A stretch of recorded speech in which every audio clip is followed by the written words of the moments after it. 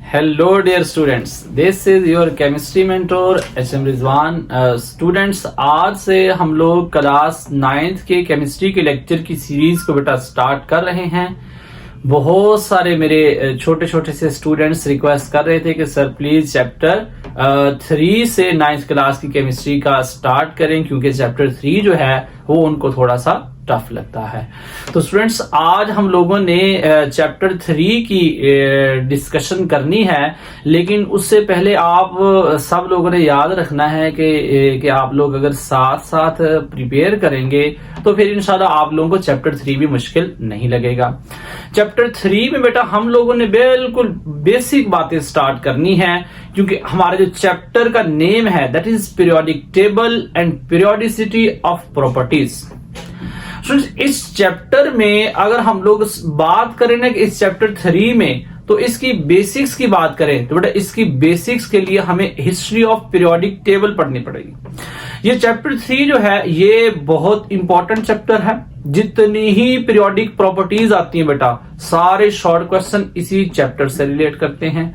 आप लोगों से पूछा जाएगा कि ये जो लिथियम है, ये जो सोडियम है, बताइए इनमें से किसकी आयोनाइजेशन एनर्जी ज्यादा है। ये जो लिथियम है, ये सोडियम है, किसकी इलेक्ट्रॉन अफिनिटी ज्यादा है, किसका शील्डिंग इफेक्ट ज्यादा है, किसका एटॉमिक साइज ज्यादा है, किसकी इलेक्ट्रोनेगेटिविटी या इलेक्ट्रो पॉजिटिविटी ज्यादा है। तो स्टूडेंट्स ये सारे के सारे जो क्वेश्चन है ना ये चैप्टर 3 के अंदर हम लोगों ने डील करने हैं। तो आइए स्टार्ट करते हैं हम लोग बेटा चैप्टर नंबर 3, और आज हमारा फर्स्ट लेक्चर है और इसके अंदर हम लोगों ने पीरियोडिक टेबल की बेटा हिस्ट्री को डिस्कस करना है। आप लोगों के बेटा ये बुक्स में पीरियोडिक टेबल की हिस्ट्री गिवन है, एक ब्रीफ सा बेटा ब्लॉग बना हुआ है, उसके अंदर कुछ साइंटिस्ट की बेटा जो अर्ली वर्क था उसको एक्सप्लेन किया हुआ है। तो आइए हम लोग सीक्वेंस में स्टार्ट करते हैं हिस्ट्री ऑफ पीरियोडिक टेबल। तो आइए स्टूडेंट स्टार्ट करते हैं हम लोग history of periodic table.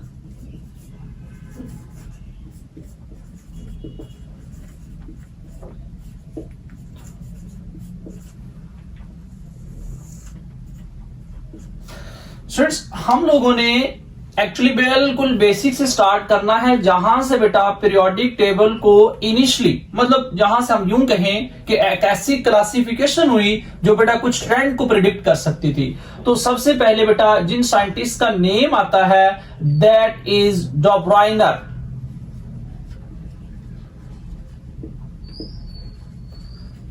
डॉब्राइनर्स। Number 2 that is Johann Newland.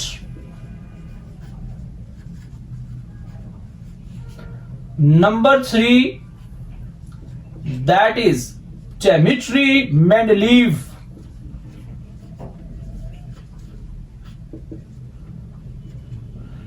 And the fourth and the most advanced one that is Henry Moseley. Students ये 4 वो साइंटिस्ट हैं जिन्होंने एक्चुअली बेटा जो पीरियोडिक टेबल की क्लासिफिकेशन की जो बेटा ऐसी है जो कुछ प्रॉपर्टीज को प्रिडिक्ट कर सकती है। सबसे पहले हमने बेटा इस चीज को अंडरस्टैंड करना है कि एक्चुअली हम लोग एलिमेंट्स की क्लासिफिकेशन कर क्यों रहे हैं, क्योंकि बेटा जैसे जैसे बेटा 1829 से बेटा एलिमेंट्स बहुत सारे डिस्कवर हो गए, तो हर एक एलिमेंट्स को अलग अलग डिस्कस करना, उनकी प्रॉपर्टीज को अंडरस्टैंड करना, उनके स्ट्रक्चर को, उनके केमिकल रिएक्शन को, इन चीजों को बेटा अंडरस्टैंड करने के लिए ना बहुत टाइम चाहिए। तो हर एक एलिमेंट्स को अलग अलग क्या करना पड़ता था, डिस्कस करना पड़ता था। तो साइंटिस्ट ने ट्राई किया कि एलिमेंट्स को हम लोग कुछ इस सीक्वेंस में ऑर्गेनाइज करें कि हम अगर एक एलिमेंट को स्टडी कर रहे हैं तो जो उसकी प्रॉपर्टीज हो बाकी सारे के सारे उसके सीरीज वाले एलिमेंट्स की वही प्रॉपर्टीज हो।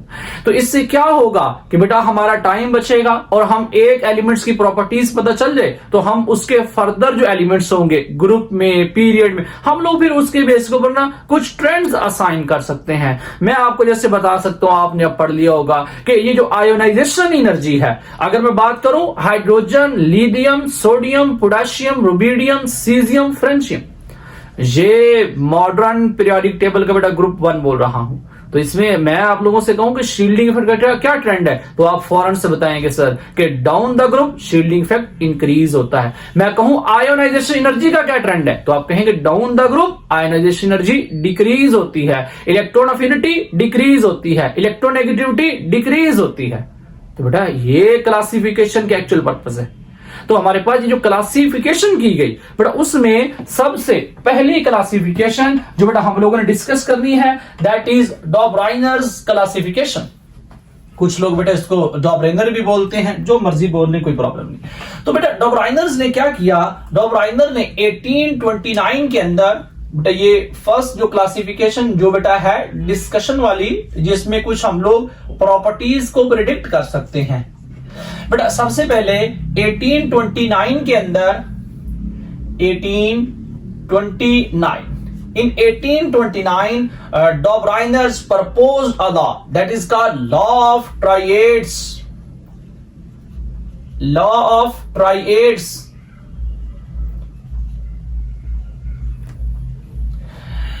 नेक्स्ट बेटा हम लोग अभी डिस्कस करेंगे कि लॉ ऑफ ट्राइएड्स क्या है। पहले बेटा हम लोग इसके ये जो साइंटिस्ट के नेम लिखे हम देख लेंगे इन्होंने किस तरह क्लासिफाई किया लॉ ऑफ ट्राइएड्स। बेटा दूसरे साइंटिस्ट की बात करें, that is John Newland.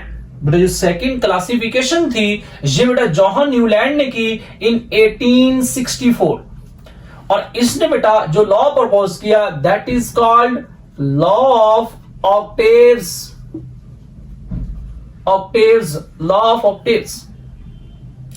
Next हमारे पास बेटा जो डिमिट्री मेंडलीव्स है, इन्होंने पीरियोडिक टेबल कैसे किया। अभी बेटा इन्होंने 1869 में पीरियोडिक टेबल के एलिमेंट्स की क्लासिफिकेशन की, और इन्होंने एक्चुअली बताया कि हमारे पास ये जो जितने एलिमेंट्स हैं इन्होंने बेटा अरेंज किया, arrange them on the basis of atomic messes.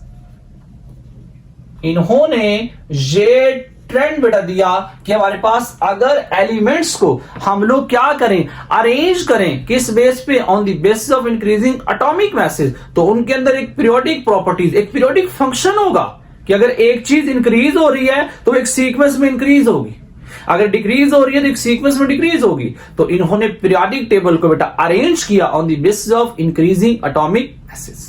Next बेटा हमारे पास ये जो हेनरी मूजले, बेटा हेनरी मूजले, ये बेटा आजकल आप लोग पीरियोडिक टेबल जो क्लासिफिकेशन पढ़ते हैं that is according to Henry Moseley. बेटा हेनरी मूजले ने क्या किया, 1913 के अंदर बेटा इन्होंने क्या किया, इन्होंने अरेंज किया एटॉमिक नंबर की बेस के ऊपर एलिमेंट्स को।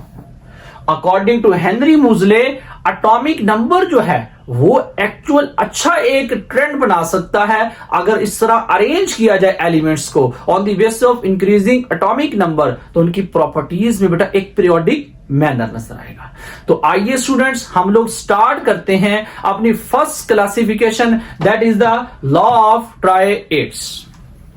तो आइए स्टूडेंट्स हम लोग स्टार्ट करते हैं first concept that was proposed by Dobereiner. Students Dobereiner जो है, डॉबराइनर बेटा, डॉबराइनर ने क्या किया, डॉबराइनर्स एक्चुअली प्रपोज्ड ट्राइएड्स। बेटा हम लोगों ने सबसे पहले अंडरस्टैंड करना है कि ये ट्राइएड्स क्या होते हैं और डॉबराइनर ने पीरियोडिक टेबल को किस बेस के ऊपर जो एलिमेंट्स थे उनको बेटा अरेंज किया। तो सबसे फर्स्ट पॉइंट जो हम लोगों ने बेटा मेमोराइज करना है कि हमारे पास ये जो डॉबराइनर था नंबर 1, बेटा इसने क्या किया, he arranged all the known elements on the basis of increasing atomic masses.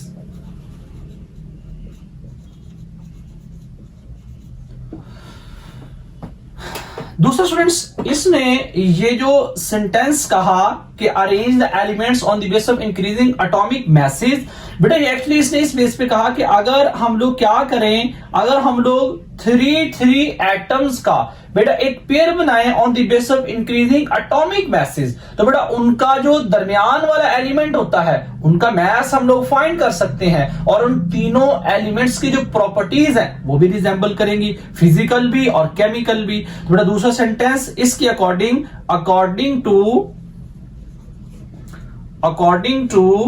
Dobereiner, according to Dobereiner's, the mass, I mean to say the atomic mass of an element is the mean of atomic masses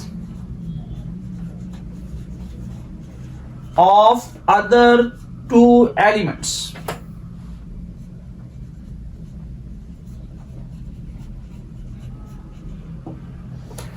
Students, according to Dobereiner, if we arrange the element on the basis of increasing atomic masses, तो बेटा फिर क्या होगा? Actually डोबराइनर कहना ये चाह रहे थे कि अगर एलिमेंट्स को on the basis of increasing atomic message arrange किया जाए तो उनमें बेटा जो हम लोग एक सीक्वेंस देखें किसी भी 3 एलिमेंट्स का, तो बेटा उनका हम लोग फर्स्ट और थर्ड वाले एलिमेंट्स के एटॉमिक मैसेज का मीन निकालें तो हमें जो मिडिल वाला एलिमेंट होगा उसका बेटा क्या होगा? एटॉमिक मैस पता चल जाएगा।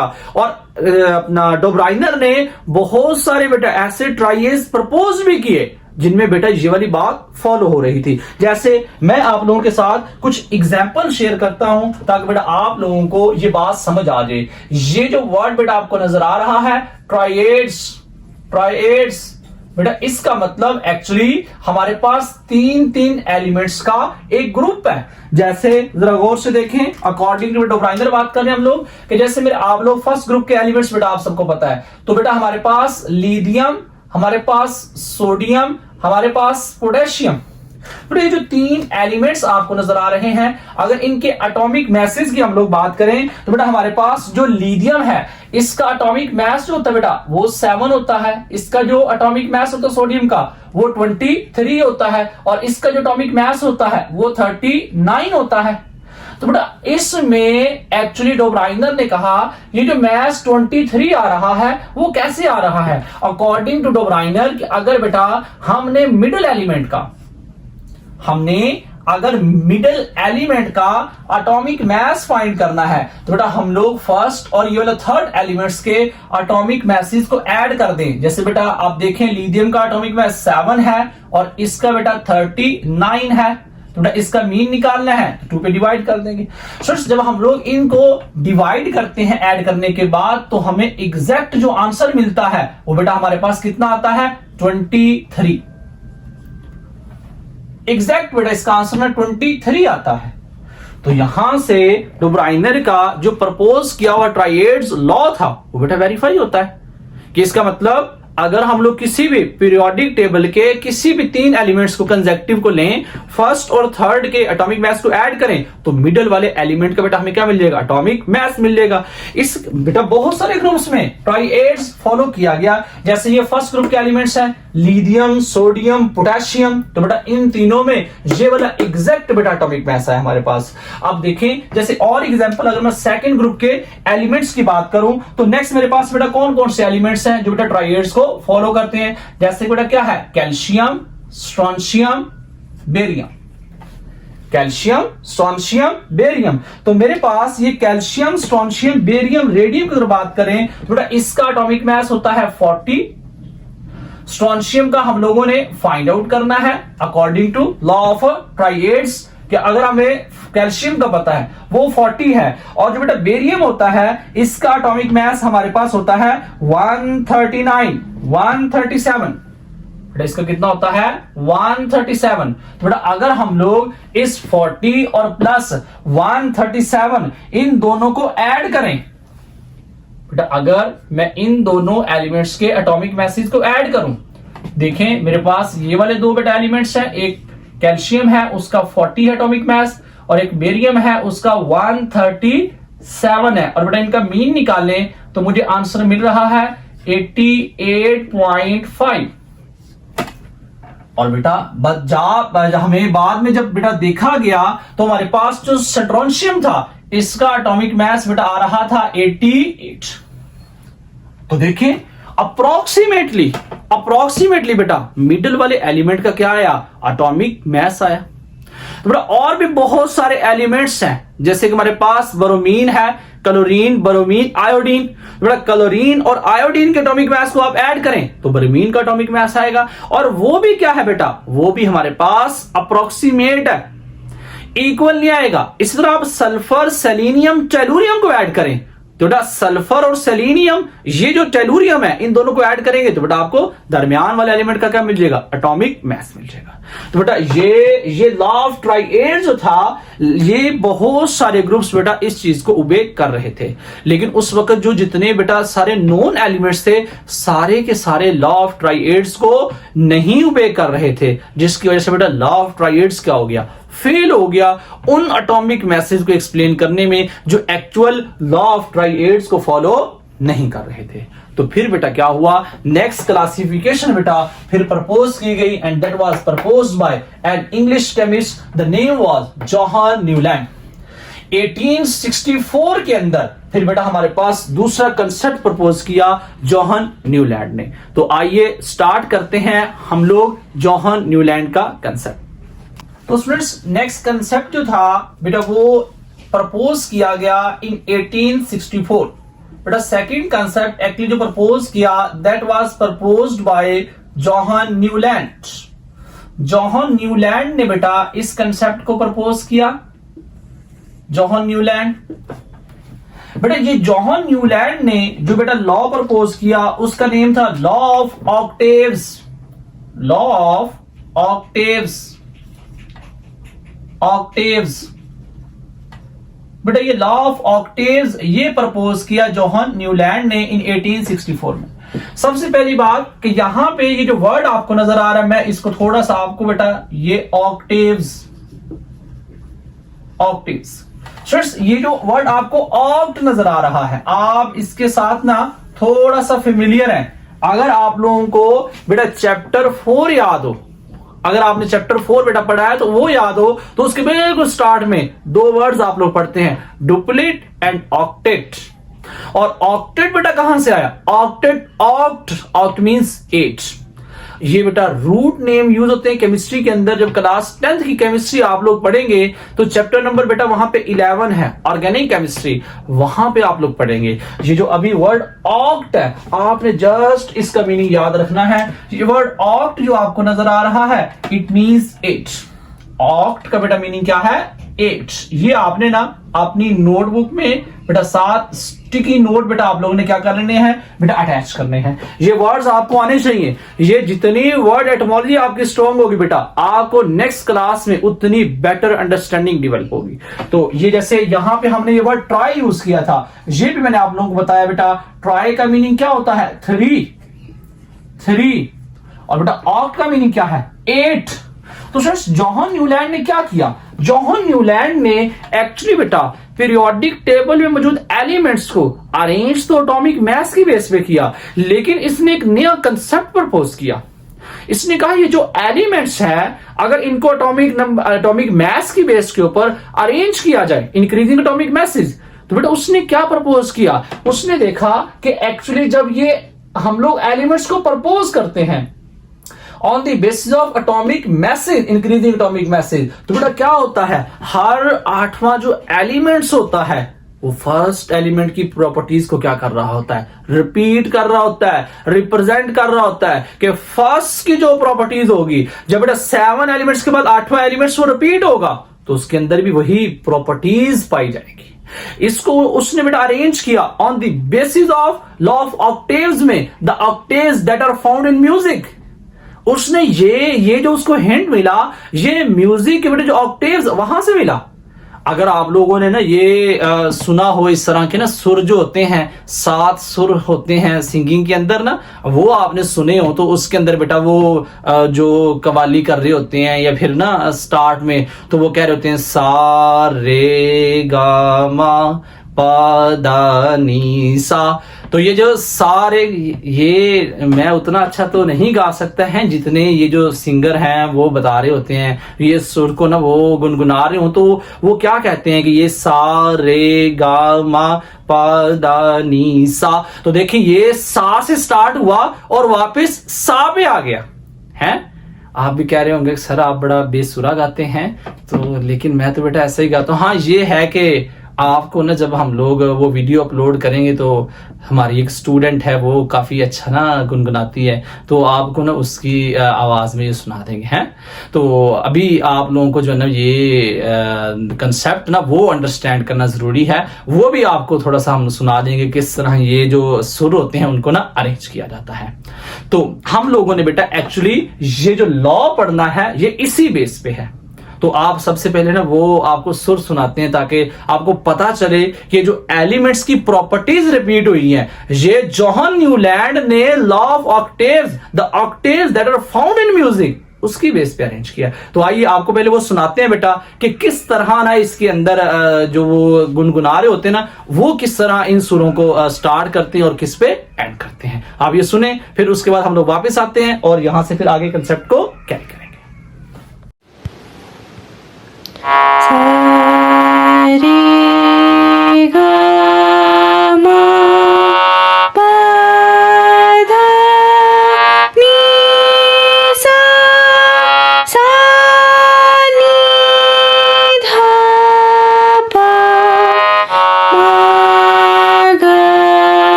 ओके स्टूडेंट्स, तो आप लोगों ने सुना कि ये जो सुर होते हैं ये 7 होते हैं और जब 8वां बेटा वो होता है ना वापसी, तो वो रिपीट हो रहा होता है। तो एक्चुअली हमारे पास ये जो जॉन न्यूलैंड है इसने भी क्या किया, एलिमेंट्स को अरेंज किया। सबसे पहले बेटा हम लोग यही फर्स्ट पॉइंट जो हमारा है कि ही arranged all the known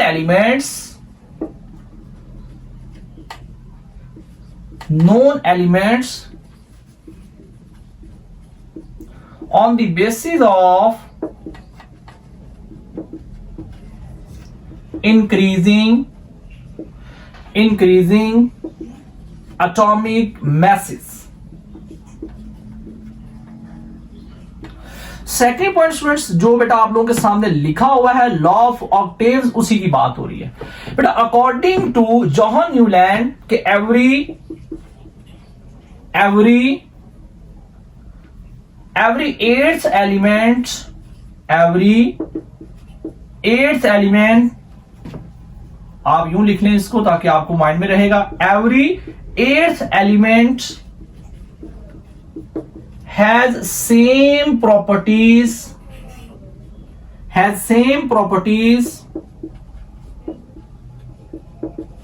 of first element। First को भी आप लोग यूं लिख लें ताकि आपको ये हिंट ये रहेगा बेटा, फर्स्ट एलिमेंट। बेटा यहां पे जॉन न्यूलैंड ने कहा कि आप एलिमेंट्स को अरेंज करें और कहीं से भी आप उसको ना स्टार्ट कर लें, पहले और 8वें जो एलिमेंट होगा उसकी प्रॉपर्टीज क्या हो रही होंगी, रिपीट हो रही होंगी। जैसे हमारे पास बेटा ये उस वक्त बेटा ये जॉन न्यूलैंड ने जब बेटा एलिमेंट्स को क्लासिफाई किया, उस वक्त बेटा टोटल जो एलिमेंट्स डिस्कवर किए गए थे वो हमारे पास बेटा उस वक्त 56 एलिमेंट्स थे। लेकिन जॉन न्यूलैंड की ये वाली जो बात है ये सिर्फ और सिर्फ 20 एलिमेंट्स तक हुए थी। जैसे मैं आप लोगों को ना एक सीरीज शो करता हूं ताकि आपको मेरी बात समझ आ जाए। ये देखिए मेरे पास ना यहां पे क्या है बेटा, hydrogen, lithium, beryllium, boron, carbon, nitrogen, oxygen. Next मेरे पास बेटा है फ्लोरीन, नेक्स्ट मेरे पास है सोडियम, नेक्स्ट मेरे पास है मैग्नीशियम। ये स्टूडेंट जैसे मेरे पास एल्यूमिनियम, नेक्स्ट बेटा सिलिकॉन, नेक्स्ट हमारे पास फास्फोरस, नेक्स्ट हमारे पास सल्फर। ये जैसे बेटा ये दो सीरीज मैंने आप लोगों के सामने शेयर की ना, ये इस तरह अरेंज किया था बेटा जॉन न्यूलैंड ने उस वक्त नॉन एलिमेंट्स को। और फर्दर एलिमेंट्स बेटा ऑलमोस्ट 20 तक ना ये सीरीज ना बेटा ओबे होती है। बस आप लोग कंसेप्ट जरा गौर से देखें। जैसे ना मेरे पास हम लोग ना स्टार्ट करते हैं, सपोज करें मैं बेटा यहां से ना ये हाइड्रोजन से इस सीरीज को स्टार्ट करता हूं इधर से, तो हम लोग ना जॉन न्यूलैंड कंसेप्ट को देखते हैं। देखें ये फर्स्ट एलिमेंट है, मैं आगे लिथियम, बेरिलियम, चेक करें आप लोग 1 2 3 4 5 6 और ये वाला 7। और जब हम लोग वापस आए तो बेटा 8वां एलिमेंट्स भी क्या है, वही है जो हाइड्रोजन है। क्या मतलब, हाइड्रोजन भी नॉन मेटल है, फ्लोरीन भी क्या है, नॉन मेटल है। हाइड्रोजन के अपना कंप्लीट करने के लिए शेल उसको भी एक इलेक्ट्रॉन चाहिए, फ्लोरीन जो है उसका भी अपना वैलेंस शेल कंप्लीट करने के लिए एक इलेक्ट्रॉन चाहिए। हाइड्रोजन भी नॉन मेटल है, फ्लोरीन भी नॉन मेटल है। तो इसका मतलब ये जो हम लोग बात करें, ये जो अभी आप लोग बेटा बता रहा था, लुक एट इट, सा रे गा मा पा डा नी सा। तो बेटा ये जो सा पे दोबारा रिपीट हुआ ना, ये एक्चुअली वही ऑक्टेव्स हैं जो म्यूजिक के अंदर होते हैं, कि हर 7वें सुर के बाद जो पहला सुर होगा वो बेटा वही होगा जो फर्स्ट में था। इस तरह जॉन न्यूलैंड ने कंसेप्ट प्रपोज किया कि हर जो 8वां एलिमेंट है वो एक्चुअली बेटा वही प्रॉपर्टीज रखता है जो फर्स्ट एलिमेंट है। और देख लें जैसे मेरे पास यहां पे देखें ये लिथियम है बेटा, ये लिथियम है। यहां से स्टार्ट कर लें आप लोग 1 2 3 4 5 6 7 8। तो 8 में मेरे पास कौन प्रेजेंट है, सोडियम है। लिथियम भी क्या है, मेटल है। सोडियम भी क्या है, मेटल है। लिथियम के वैलेंस शेल में भी 1 इलेक्ट्रॉन है, सोडियम के वैलेंस शेल में भी 2 इलेक्ट्रॉन है। और देख लें जैसे मेरे पास ना नेक्स्ट बेरिलियम है, यहां से स्टार्ट करें 1 2 3 4 5 6 7 8। आइए ये 8वां एलिमेंट है। बेरिलियम क्या है, मेटल है। मैग्नीशियम क्या है, मेटल है। बेरिलियम में कितने valence electron, 2 valence electron. Magnesium में कितने वैलेंस इलेक्ट्रॉन, 2 वैलेंस इलेक्ट्रॉन। तो इसका मतलब ये जो प्रॉपर्टीज बेटा असाइन कर रहे हैं ये according to law of octaves कर रहे हैं। तो स्टूडेंट्स बहुत सारे एलिमेंट्स अप टू बेटा 20 कैल्शियम तक बेटा ये वाली सीरीज बिल्कुल परफेक्ट है। एलिमेंट्स बेटा अपनी प्रॉपर्टीज को क्या करते हैं, रिपीट करते हैं according to that periodic table that was arranged by John Newland. लेकिन बेटा आगे फर्दर जिस तरह एलिमेंट्स बेटा डिस्कवर होते गए तो लॉ ऑफ ऑक्टेव जो बेटा फेल होता गया। 56 में से सिर्फ फर्स्ट 24 एलिमेंट्स को ना ऑलमोस्ट बेटा क्या किया, इस सीरीज ने ओबे किया। फर्दर जो एलिमेंट्स थे वो सीरीज को ओबे नहीं कर रहे थे। तो फिर उसके बाद क्या हुआ कि हमारे पास बेटा जॉन न्यूलैंड का ये वाला कंसेप्ट भी क्या कर गया, फेल कर गया, जो एक्चुअली पीरियोडिक प्रॉपर्टीज को असाइन नहीं कर रहा था जो सारे के सारे एलिमेंट्स ओबे करें। तो फिर क्या हुआ, फिर बेटा हमारे पास थर्ड कंसेप्ट प्रपोज किया। किसने प्रपोज किया, दैट वाज डिमित्री मेंडलीव। उसने बेटा इस कंसेप्ट को प्रपोज किया। तो आइए स्टार्ट करते हैं the third concept that was proposed by Dmitri Mendeleev. तो आइए स्टूडेंट स्टार्ट करते हैं थर्ड कंसेप्ट। स्टूडेंट्स हमारे पास थर्ड कंसेप्ट जो है वो हमारे पास बेटा है that is known as Mendeleev's periodic table। Mendeleev's periodic table 1869 के अंदर बेटा डिमित्री मेंडलीव ने क्या किया, एलिमेंट्स को अरेंज किया on the basis of increasing atomic masses. According to Mendeleev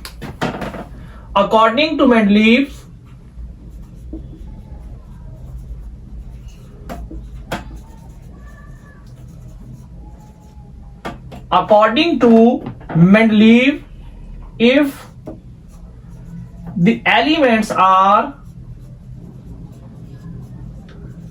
arranged on the basis of increasing atomic masses,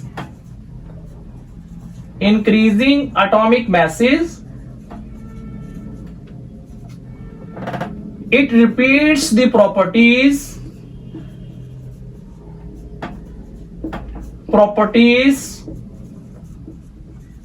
in regular manner. कि अगर बेटा हम लोग एलिमेंट्स को अरेंज करें on the basis of increasing atomic message, तो बेटा हमारे पास क्या होता है, एक रेगुलर पैटर्न नजर आता है उनकी फिजिकल प्रॉपर्टीज में, उनकी केमिकल प्रॉपर्टीज में। और स्टूडेंट उस वक्त जो एलिमेंट नोन थे वो बेटा उस वक्त ऑलमोस्ट 65 बेटा elements, the known elements at that time बेटा वो कितने थे, 65। तो 65 एलिमेंट्स थे जो बेटा उस वक्त नोन थे, और हमारे पास मेंडलीव ने क्या किया, उन 65 एलिमेंट्स को अरेंज कर दिया on the basis of increasing atomic masses. लेकिन इसने मेंडलीव ने बेटा एक और अच्छा काम किया कि इसने जो एलिमेंट्स नोन थे उनकी प्रॉपर्टीज के अकॉर्डिंग उनको मैनेज किया, अरेंज किया on the basis of increasing atomic message. और फिर इसने क्या अच्छा काम किया, इसने बेटा कुछ ऐसे एलिमेंट्स जो अभी डिस्कवर नहीं हुए थे, इन्होंने बताया कि अगर इस तरह अरेंज करें तो यहां पे ये एलिमेंट्स इस तरह के कुछ डिस्कवर होंगे जिनमें ये प्रॉपर्टीज होंगी। तो इन्होंने अपने पीरियोडिक टेबल के अंदर कुछ गैप्स बेटा लेफ्ट कर दिए कि यहां पे एलिमेंट्स डिस्कवर होंगे और उनकी ये प्रॉपर्टीज होंगी। और स्टूडेंट्स ऐसा ही हुआ, बाद में जब एलिमेंट्स डिस्कवर हुए तो बेटा उनकी वही प्रॉपर्टीज थी जो डिमिट्री मेंडलीव ने प्रपोज की थी। ऑल्दो कि बेटा हम लोगों ने ये जो डिमिट्री मेंडलीव वाला कंसेप्ट था इसको बेटा काफी हद तक हम लोग एक्सेप्ट कर चुके थे, लेकिन बेटा फिर 1913 के अंदर हेनरी मूजले ने बेटा एक नया कंसेप्ट प्रपोज कर दिया, और वो कंसेप्ट एक्चुअली एक ऐसा कंसेप्ट था जिसने बेटा सारी की सारी शॉर्टकमिंग को बेटा एंड कर दिया। कुछ रह गई, वो कुछ एलिमेंट्स की पोजीशन के लिहाज से हैं, हाइड्रोजन और हेलोजन वगैरह अपना नोबल गैसेस की, लेकिन ये है कि उन्होंने एलिमेंट्स को जिस तरह अरेंज किया ना, उसकी बेस के ऊपर सारी की सारी बेटा जो शॉर्टकमिंग्स थी वो सारी की सारी फिनिश होगी। तो आइए अब हम लोग स्टार्ट करते हैं the last and advance concept that is proposed by that is proposed by Henry Moseley. तो आइए स्टार्ट करते हैं इस कंसेप्ट को और अंडरस्टैंड करते हैं कि हेनरी मूजले ने किस तरह एलिमेंट्स को अरेंज किया। तो आइए स्टूडेंट्स हम लोग स्टार्ट करते हैं the most advance one concept that is proposed by Henry Moseley. Students Henry Moseley ने हमारे पास इस कंसेप्ट को प्रपोज किया in 1913। But after the discovery of atomic number, Henry Moseley ने कहा कि ये हमारे पास जो केमिकल और फिजिकल प्रॉपर्टीज है, actually these are the periodic function of their atomic number. तो बेटा उसने फिर क्या किया, he arranged the elements, he arranged all the known elements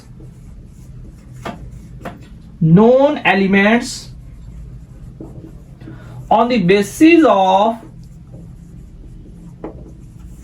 increasing atomic number।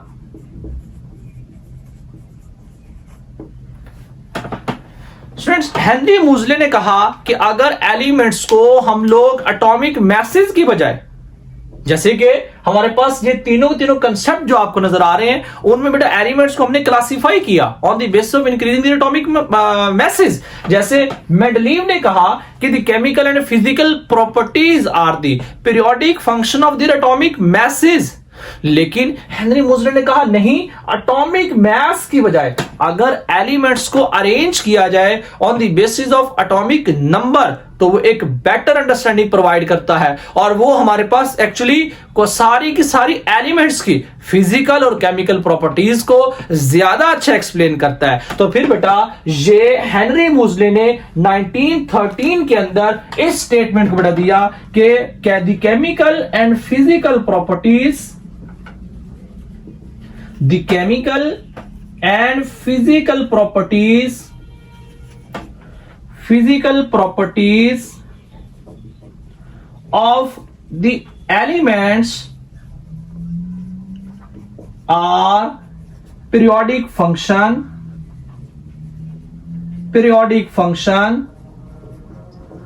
of their atomic number। Henry Moseley ने ये concept दिया कि एटॉमिक नंबर के बेस पे अरेंज किया जाए तो एलिमेंट्स की सारी बेटा पीरियोडिक प्रॉपर्टीज को बहुत अच्छे से एक्सप्लेन किया जा सकता है। और स्टूडेंट्स आजकल जो हम लोग पढ़ते हैं वो सारी की सारी बेटा इसी मॉडर्न पीरियोडिक टेबल को बेटा, वैसे तो बड़े डिफरेंट वर्जन है पीरियोडिक टेबल के बेटा जो अभी तक प्रपोज किए जा चुके हैं, लेकिन हम लोग अभी अपनी बुक्स के अंदर जो पीरियोडिक टेबल है बस उसी को ही फॉलो करते हैं। तो बेटा उसके अकॉर्डिंग ये सारे के सारे जो क्लासिफिकेशन की गई है वो बेटा अकॉर्डिंग टू हेनरी मूजले की गई है कि एलिमेंट, जैसे आपने देखा होगा कि फर्स्ट पीरियड के अंदर हाइड्रोजन है, हीलियम है, फिर लिथियम है, बेरिलियम है, बोरोन है, कार्बन है, नाइट्रोजन है, ऑक्सीजन है, फ्लोरीन है, नियॉन एंड सो ऑन। ये इस तरह बेटा एक सीक्वेंस के अंदर एलिमेंट्स को अरेंज किया हुआ है और बेटा ये अरेंज किया हुआ on the basis of increasing atomic number. तो स्टूडेंट्स इसका हमें फायदा कब होगा, जब बेटा हम लोग पीरियोडिक ट्रेंड्स पढ़ेंगे। तो आपको बताऊंगा कि ये फर्स्ट ग्रुप के सारे एलिमेंट्स की ये प्रॉपर्टीज हैं, सेकंड ग्रुप के सारे एलिमेंट की ये प्रॉपर्टीज हैं, ग्रुप में ये वाला ट्रेंड ऐसे होगा, पीरियड में ये वाला ट्रेंड ऐसे होगा। तो बेटा वो जो ट्रेंड्स बोल रहे होंगे ना वो हम लोग हेनरी मूजले के इस कंसेप्ट की बेस पे बोल रहे होंगे और जो बेटा बहुत हद तक परफेक्ट हमें इंफॉर्मेशन देता है। ऑल्दो एकदम एग्जैक्ट तो नहीं लेकिन ऑलमोस्ट बेटा हमें वो अच्छी इंफॉर्मेशन प्रोवाइड करता है जिसकी बेस के ऊपर हम लोग एलिमेंट्स की प्रॉपर्टीज को एक्सप्लेन कर सकते हैं। तो स्टूडेंट्स आज के इस लेक्चर में हम लोगों ने बिल्कुल ना इनिशियल डिस्कशन की है चैप्टर 3 की ना, जो आप लोग ये समझ लें कि आपकी बुक्स के बेटा जो मैंने बताया था एक ब्रीफ सा ब्लॉग दिया उसके अंदर, आज मैंने उस चीज को फुल डिटेल में एक्सप्लेन कर दिया। ऑल तो बहुत सारे टीचर इस चीज को एक्सप्लेन नहीं करते कि ये नेसेसरी नहीं है, बट मैं हमेशा बेटा ये कहता हूं कि अगर आप लोग चाहें तो आप खुद स्टूडेंट का स्टैंडर्ड इंक्रीज कर सकते हैं, लेकिन उस पर टीचर को मेहनत करना पड़ती है। तो स्टार्ट में इसलिए बेटा मैं आप पे ये मेहनत करता हूं कि आप लोग जब पूरा चैप्टर पढ़ें तो आपकी बेसिक्स स्ट्रांग हो जाए। होप सो कि आज मेरे छोटे छोटे स्टूडेंट्स खुश होंगे, उनके लिए आज ये फर्स्ट लेक्चर हमने रिकॉर्ड कर लिया है। इंशाल्लाह आहिस्ता आहिस्ता बेटा जैसे बाकी क्लासेस के लेक्चर अपलोड हो रहे हैं आप लोग बेटा सीरीज आज से स्टार्ट हो गई है और इंशाल्लाह आप लोगों को 1-2 लेक्चर हर वीक के अंदर मिलता रहेगा। बहुत सारा अपना ख्याल रखिए स्टूडेंट्स, इंशाल्लाह नेक्स्ट लेक्चर के अंदर मिलते हैं। Bundle of thanks students, Allah Hafiz.